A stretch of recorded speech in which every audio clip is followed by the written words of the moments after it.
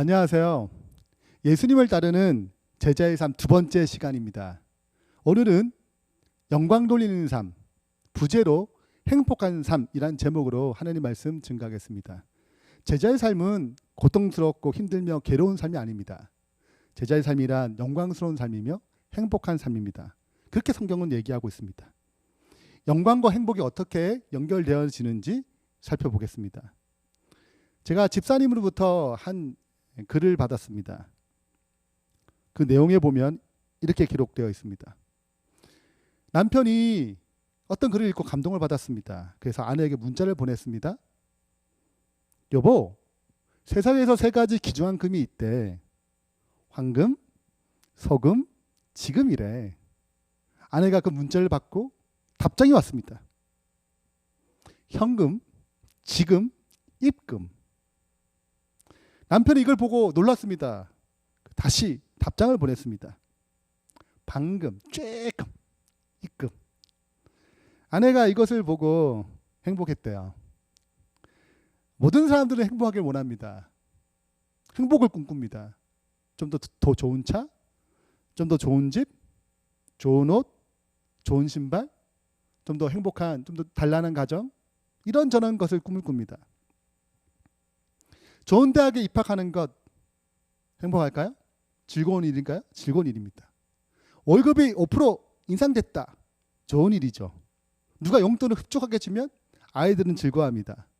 돈과 지위, 성공, 학벌, 명예, 인기, 직급, 자기 만족에 대한 여러 가지 선행들, 건강하는 것, 이 모든 것들이 기쁨의, 행복의 중요한 요소입니다. 그러나 이것이 행복의 본질이냐는 것은 좀 다릅니다. 이것이 정말 없으면 불행한가요? 행복에 대한 최초의 정의를 내린 사람이 아리스토텔레스입니다. 그는 행복에 대해서 자기의 목적을 어떤 목적한 것을 성취한 것, 거기서 오는 성취에 대한 만족감이 행복이라고 얘기했습니다. 이거 정말 행복일까요? 성경은 이 행복에 대해서 어떻게 얘기할까요? 어쩌면 우리는 행복에 대해서 많은 오해를 가질 수 있습니다. 이 사람이 누구일까요?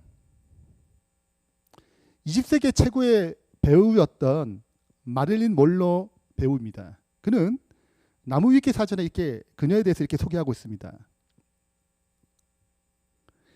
미국을 상징하고 전 세계 아이콘이 된 전설적인 배우예요. 여러분의 사전이 있다면 여러분도 이런 멋진 글귀가 있으면 좋지 않겠어요? 전설적인 사람이었다. 어떤 분야의 전설적인 사람이었다. 굉장히 부러운 것이죠. 그리고 타임지에도 선정됐습니다. 우리는 타임지에 선정되기 되게 힘들잖아요. 근데 20세기에 가장 영향력 있는 인물 100인에 뽑혔습니다. 100년 동안 100명을 뽑았는데 그 중에 한 명이 마릴린 먼로입니다. 1944년 2차 세계대전에 모델로 정식으로 데뷔하기 시작했습니다. 그녀의 글귀에 이런 글이 있습니다. 나는 젊고 아름답습니다.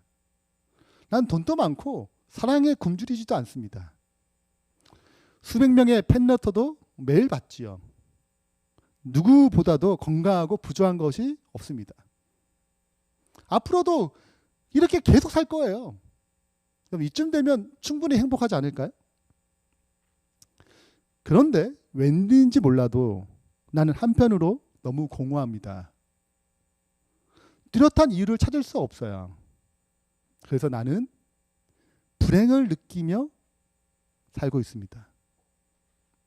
언뜻 예쁘고 건강하고 아름답고 사랑받고 돈도 많고 부정한 것이 없어 보이는데 그녀는 공허감에 갇혀 있다고 얘기하고 있습니다.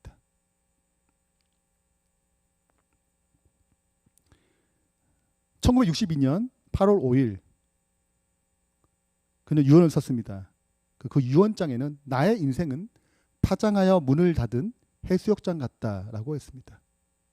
파장해서 문을 닫은 해수욕장이라는 거죠.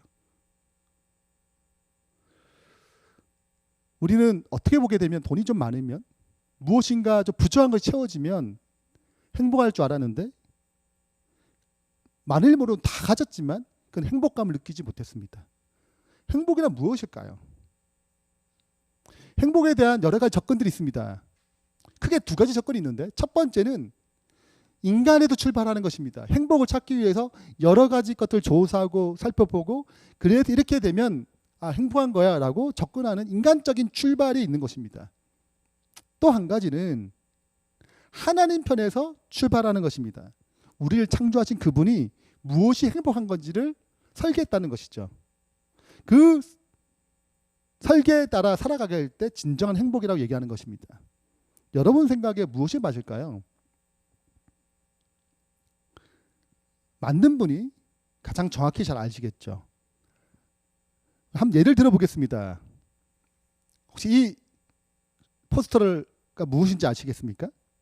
부시맨 이야기입니다.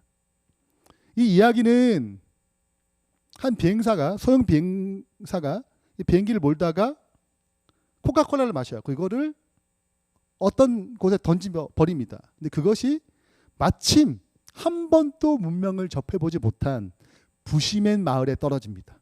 하늘에서 떨어졌어요. 얼마나 놀랐을까요? 한 번도 보지 못한 하늘에 떨어진 이 신기한 병. 그래서 어떤 사람은 이 병을 가지고 신처럼 모시기도 합니다. 어떤 사람은 그걸 빼가지고 장난감을 쓰기도 해요. 어떤 사람은 이걸 가지고 여러 가지 것들을 또 실험하고 또 이걸 소유하기 위해서 싸웁니다. 이 마을이 이 물건 하나로 난장판이 돼요. 시기하고 갈등하고 다투고 결국 이것을 버리기로 결정합니다. 부시맨에게 땅끝에서 이 요물 같은 것을 버리라고 얘기합니다. 여러분, 이들이 아무리 연구해도 이 코카콜라 병에 만든 목적이 무엇인지 알 수 있을까요? 그들의 사고와 그들의 문명과 그들의 문화의 힘으로는 절대 알 수 없습니다. 우리 편에서 알 수 없는 것이죠. 그들의 편에 이걸 이해할 수 없었습니다. 행복도 동일합니다. 우리가 경험했던 것을 가지고 행복이 정확하게 무엇인지 알기 어려워요. 하나님으로부터 행복을 접근해야 합니다. 하나님이 주신 것이기 때문에 행복의 정의가 하나님부터 와야 되는 것이죠. 그래서 오늘 부제가 행복한 삶입니다. 우리를 창조하신 하나님께서 행복이 무엇인지 어떻게 정의했을까요? 먼저 창조의 목적부터 살펴보겠습니다. 하나님께서 우리를 왜 창조하셨는가? 이사야 43장 7절에는 그 창조의 목적에 대해서 이렇게 기록하고 있습니다. 무릇 내 이름으로 일컫는 자, 곧 내가 내 영광을 위하여 창조한 자를 오게 하라. 그를 내가 지었고 내가 만들었느니라. 자, 여기 보시니까 하나님 우리를 왜 만드셨냐면 내 영광을 위하여 만들었다고 그래 기록하고 있습니다. 무엇인가 부족해서 자기의 영광을 챙기기 위해서 자신의 만족을 위해서 우리를 창조하신 것처럼 기록되어 있어요. 여러분 어떤 느낌을 받습니까? 이걸 보면 하나님이 정말 사랑이셔라고 생각이 듭니까? 아니면 하나님 너무 이기적이지 않아? 자신의 만족을 위해서 자기 영광 때문에 우리를 창조하셨다고? 우리는 뭐 하나님을 기쁘게 하는 기쁨조 같은 거야? 어떻게 생각해 보면 이 글을 볼 때 하나님은 정말 사랑이야 라고 느끼기보다는 하나님은 좀 이기적이지 않은가? 라는 의심이 들게 만듭니다. 근데 사도행전 17장에는 좀 다른 말씀이 기록되어 있습니다. 창조의 목적에 대해서 이렇게 기록되어 있죠. 우주와 그 가운데 있는 만물을 지으신 하나님께서는 천재주재이시니 또 무엇인가 부족한 것처럼 사람의 손으로 섬김을 받는 것이 아니니. 자, 부족해가지고 섬김을 받기 위해서 우리를 창조한 것이 아니라고 얘기하고 있습니다. 이는 그분은 만민에게 생명과 호흡과 만물을 친히 주시는 이심이라 라고 기록하고 있습니다. 하나님께서 우리를 왜 창조하셨다고요? 섬김 받기 위해서 창조한 것이 아니고 기쁨조로 창조한 것이 아니고 자기 만족, 자기 행복을 위해 챙기기 위해서 우리를 창조한 것이 아니고 만민에게 생명과 호흡과 만물 모든 것을 다 주시기 위해서 창조했다고 기록하고 있습니다. 여기서는 창조의 목적이 다 주시기 위함입니다. 자, 그러면 이사야서에 기록된 그 창조의 정의와 사도행전에 기록된 창조의 정의가 좀 다르게 느껴지지 않습니까? 그러나 실은 사도행전 17장 24절 25절 이 사도 바울의 창조에 대한 개념은 이사야 43장 7절을 이해를 쉽게 하기 위해 해석한 것입니다. 영광의 개념을 오해하고 있다는 거죠. 성경은 영광의 개념을 이렇게 설명하고 있습니다. 출애굽기 33장 18절 19절 모세가 이르되 원하건대 주의 영광을 내게 보이소서. 모세가 주의 영광을 보여달라고 얘기합니다. 여호와께서 이르시되 내가 내 모든 선한 형상을 내 앞에 지나가게 하고 여호와의 이름을 내 앞에 선포하리라. 자 보세요. 영광을 보여달라고 했을 때 하나님께서 하신 대답은 선한 형상, 그분의 선하심의 총체적인 것이 영광입니다. 하나님의 선하심의 모든 것, 그것이 영광이에요. 그분의 영광은 자기의 만족을 추구하기 위해서, 자기 영광을 챙기기 위해서 창조한 것이 아니라 모든 선하심을 주시기 위해서 창조한 것이죠.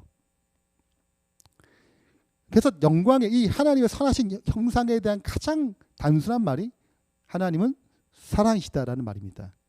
시대소망은 이 영광에 대해서 이렇게 기록하고 있습니다. 예수 그리스도의 얼굴에 비치는 영광은 자 희생적 사랑의 영광임이 드러날 것이다. 하나님의 영광이란 뭔가? 자 희생적 사랑의 영광입니다. 갈바리에서 비쳐 나오는 빛으로 볼 때 자아를 부정하는 사랑의 법칙이 이 세상과 하늘의 생명의 법칙임을 드러날 것이다. 십자가를 바라보게 되면 하나님의 영광이 무엇인지 알게 된다는 것입니다. 그것은 무엇입니까? 자기의 모든 것을 내어주고 우리를 구원하시는 것이죠. 즉 자아 희생적 사랑, 자기를 부정하는 사랑의 법칙이 하나님의 영광의 모습입니다. 이것이 생명의 원리예요. 자, 이것을 좀 정리를 좀 해보겠습니다. 창조의 목적을 찾아볼게요. 자, 삼위 하나님은 영원 전부터 계셨습니다. 성경은 이 사실에 대해서 이렇게 기록하고 있습니다. 아버지여 창세 전에 창조 전부터 내가 아버지와 함께 있었어요. 뭘? 영광. 이 하나님께 함께 가졌던 영광이 있어요. 창세 전부터 그분은 영광스러운 삶을 살았습니다. 그 영광이란 모든 선하심, 모든 걸 다 내어주는 사랑 가운데 사셨다는 거죠. 세 분 하나님은 영광의 삶을 사셨습니다. 자신의 모든 것을 다 내어주는 삶을 사셨죠. 성경 이것을 가리켜서 행복이라고 얘기합니다. 근데 세 분 하나님이 행복한 삶을 누렸습니다. 그분은 부족한 부분이 아니에요. 만약 세 분의 부족함을 채우기 위해서 무엇인가 창조했다면 세 분 하나님은 완전하신 하나님이 아닙니다. 세 분 하나님은 자신의 부족한 것을 무엇인가 채우기 위해서 우리를 창조하신 것이죠. 그러나 그분은 완전하신 분이시고 완전한 행복을 누리신 분이십니다. 세 분만이 이 행복을 누린다면 그분들은 이기적인 하나님이에요. 그분들이 누리는 행복을 그분만 누리기 어렵기 때문에 이걸 나눠주고 싶은 강한 열망과 강한 열정이 그분들에게 마음 가운데 있었습니다.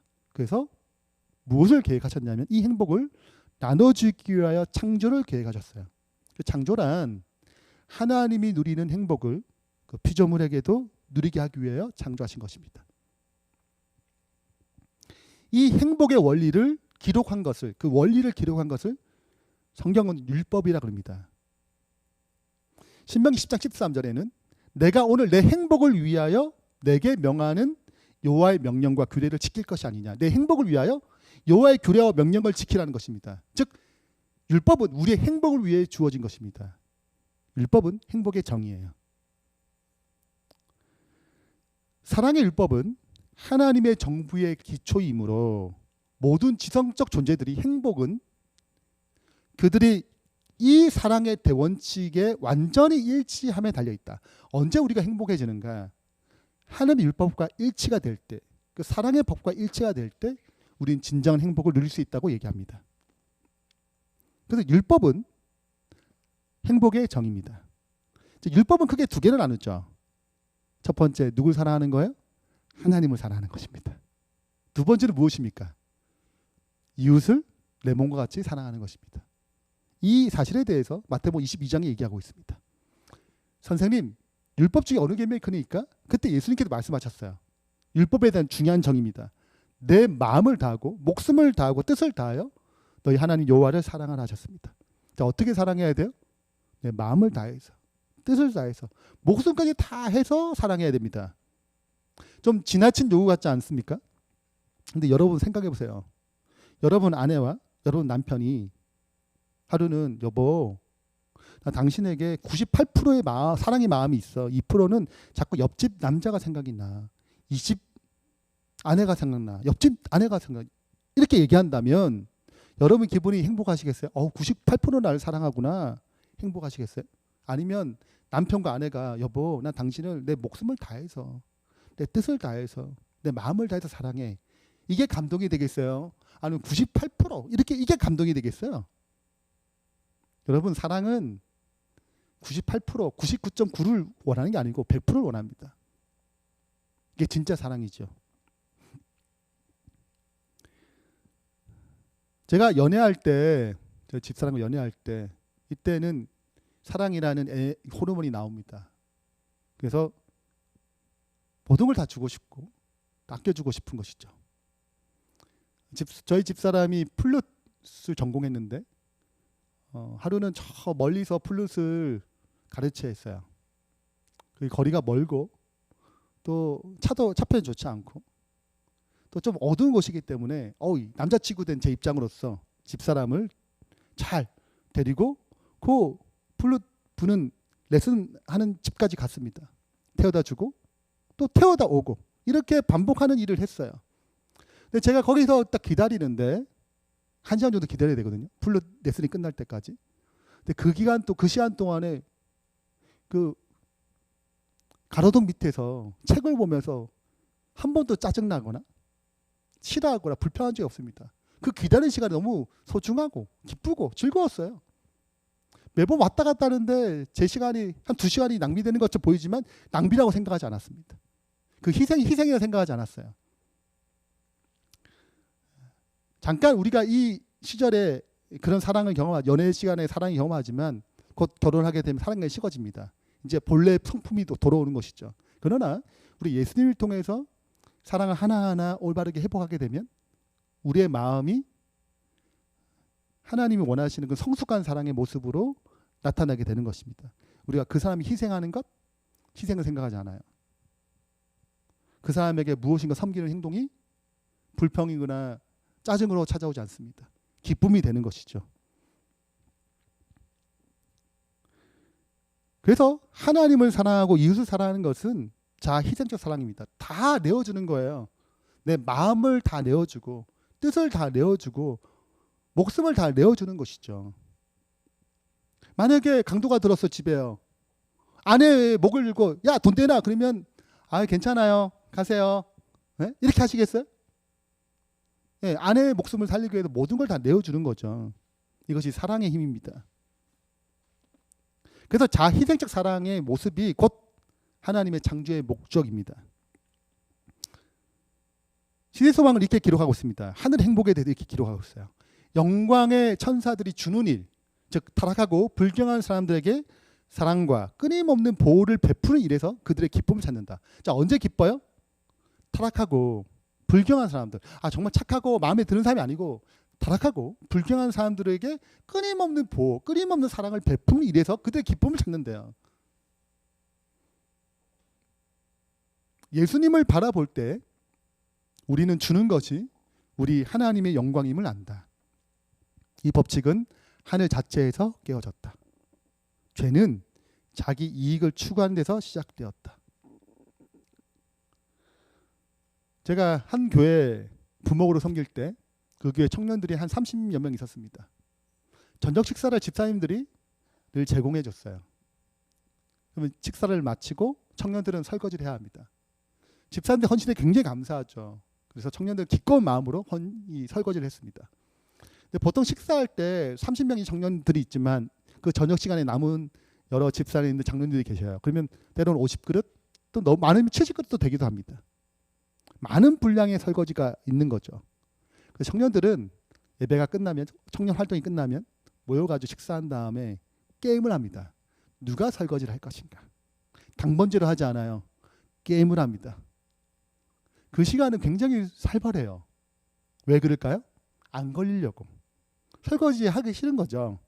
그래서 게임을 쫙 하고 다른 사람이 두 명이 걸리면 설거지할 사람 두 사람이 걸리면 나머지는 되게 기뻐합니다. 두 사람은 얼굴이 벌써 이렇게 사색이 되면서 이제 설거지 그릇을 가지고 가는 것이죠.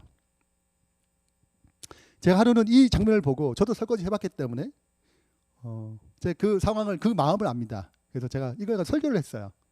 청년들 앞에서 여러분 우리가 이런 느낌이지 않냐, 설거지할 때 이런 느낌이지 않냐. 근데 천사들은 보호를 베푸는 데서, 사랑을 베푸는 데서 기쁨을 찾는다고 얘기한다.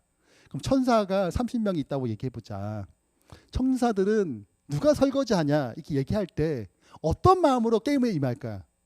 네.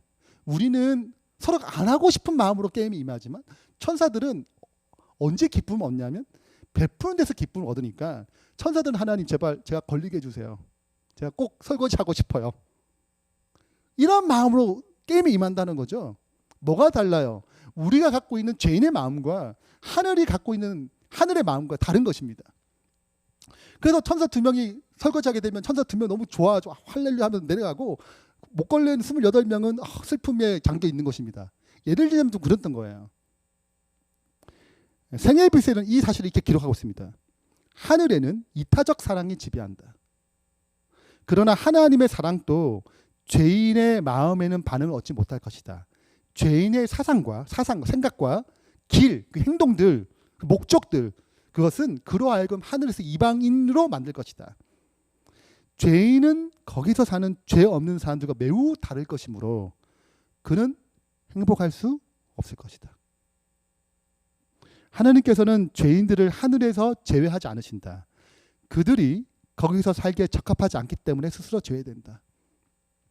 죄인들이 하늘로 데려가지 않는 것은 그들 죄인이기 때문에 데려가지 않는 게 아니에요. 그들이 거기 가도 전혀 행복을 누리지 못하기 때문에, 하늘의 행복을 올릴 수 없기 때문에 그들을 데려갈 수 없는 것입니다. 하늘의 기쁨, 하늘의 즐거움은 죄인의 속성과 다른 것입니다. 제가 집은 부산이었고 중학교 1학년 때 한국 삼역으로 왔어요. 기서 생활을 했습니다. 중학교 1학년, 2학년들이 꼭 해야 될 일이 있는데 안식일날, 그것은 안식일날 점심에 일을 하지 않기 때문에 우리 집사님들이 식사 제공을 하지 않기 때문에 빵, 우유, 사과가 보편적으로 나옵니다. 그러면 그것을 누가 먼저 타느냐. 안식일날 예배가 딱 끝나자마자 기숙사생들 1학년, 2학년들이 예배 끝나면 다 뒤에 서 있습니다. 목사님 기도가 축도 끝나자마자 문을 열고 뛰어가는 사람이 다 중학교 1학년, 2학년이에요. 저도 열심히 뛰었습니다. 1년 내내 2학년까지 계속 뛰었어요.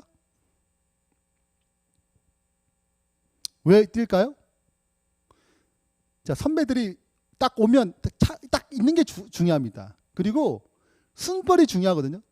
먼저 갈수록 좋은 사과, 깨끗한 좀 덜 으개진 빵, 이것이 굉장히 중요합니다. 그 선배도 잘했다 칭찬해줘요. 그 칭찬 얻고 욕 안 먹으려고 열심히 뛰었어요. 여러분, 이게 이 세상의 모습입니다. 내가 좀 더 좋은 거 먹으려고, 내가 좀 더 나은 걸 먹으려고 경쟁하는 것이죠. 하늘의 법칙은 다른 것입니다. 그래서 죄인은 하늘의 기쁨에 누릴 수 없어요. 여러분, 교회는 어떤 곳이냐면 하늘의 행복을 연습하는 곳입니다. 여러분, 교회에서 일하잖아요. 돈 받는 사람 목회자밖에 없습니다. 실은 다 무보수로 일해요. 그리고 돈 냅니다. 월정금 내고 11금 내고 뭐 감사금 내고 다 내요. 그리고 교회 일 못하면 또 욕도 먹어요. 아니, 밖에 나가면 돈 버는 일인데 그 모든 일들이 교회에서는 무보수로 그냥 일을 해요. 왜 그럴까요? 하늘은, 이 교회는 구성상 하늘의 행복이 무엇인지 체험하는 곳입니다. 섬기는 기쁨, 주는 기쁨, 이걸 배우는 곳이에요.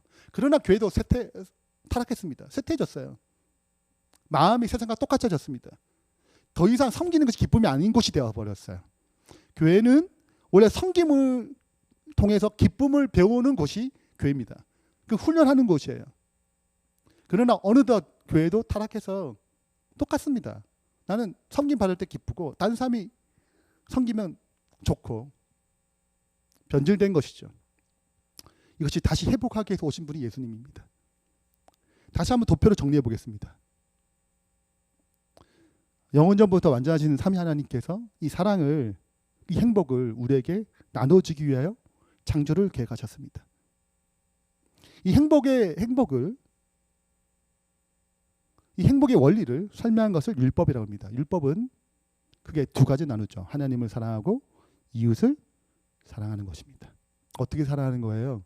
내 마음을 다해서, 목숨을 다해서, 뜻을 다해서 사랑하는 것입니다. 내가 없는 거예요. 그래서 자아, 희생, 무아.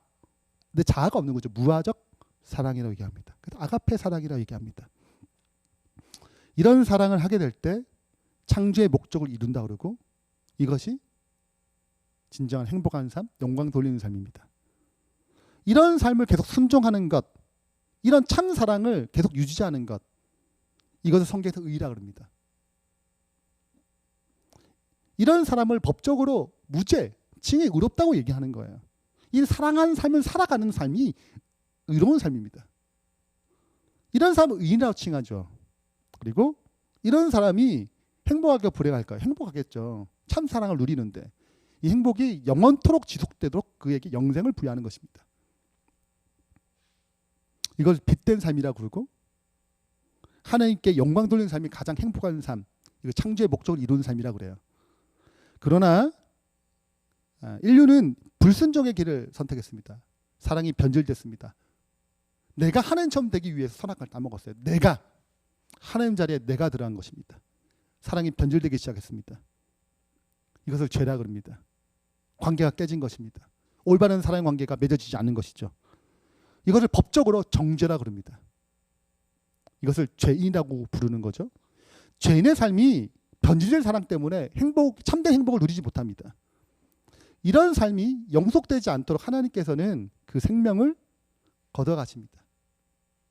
죄의 삭신 사망이란 것은 형벌의 개념이 아니고, 영원토록 불행한 삶을 선택하는 그들에게 불행이 영원하지 않도록 그 생명을 걷어가는 작업이 사망이에요. 성경 이런 삶을 어둠이라 표현하고 있습니다. 이들이 착각하고 있습니다. 가장 자기 영광을 추구하는 삶이 불행한 삶, 가장 불행한 삶인데 실은 알지 못해요. 다 그렇게 살거든요. 원숭이 마을에 눈 하나밖에 없는 원숭이 마을에 문 2개 있는 원숭이가 가게 되면 그는 눈 하나를 빼야 됩니다. 왜? 다 하나밖에 없으니까. 내가 이상한 거잖아요. 세상이 이렇게 변질되어 버렸습니다. 예수님도 실은 눈 2개 가지고 오신 분이신데 눈 하나밖에 없으니까 하나 가진 원숭이들이 눈 2개 가진 예수님 보고 얘기하는 것입니다. 이상하다고. 실은 우리가 이런 삶 가운데 살다가 예수님을 통하여, 그 사랑의 빛을 통하여 우리는 다시금 창조의 목적, 하나님 영광 돌리는 삶이 가장 행복한 삶임을 경험할 수 있는 길이 열린 것입니다. 그 첫 번째, 그분은 이 문제를 위해서 죄에서 벗어나도록, 죄에서 구원하는 삶을 허락해 주십니다. 죄를 용서해 주세요. 그리고 사랑을 회복할 수 있도록, 율법을 순종할 수 있도록, 율법에 순종할 수 있도록, 즉 사랑이 회복될 수 있도록 우리의 삶을 거룩하게 변화시키신 것입니다. 이것이 그분이 우리에게, 예수님이 이 땅에 오신 이유이죠. 새 천사의 기별, 첫 번째 천사의 기별은 이 사실을 이렇게 기록하고 있습니다.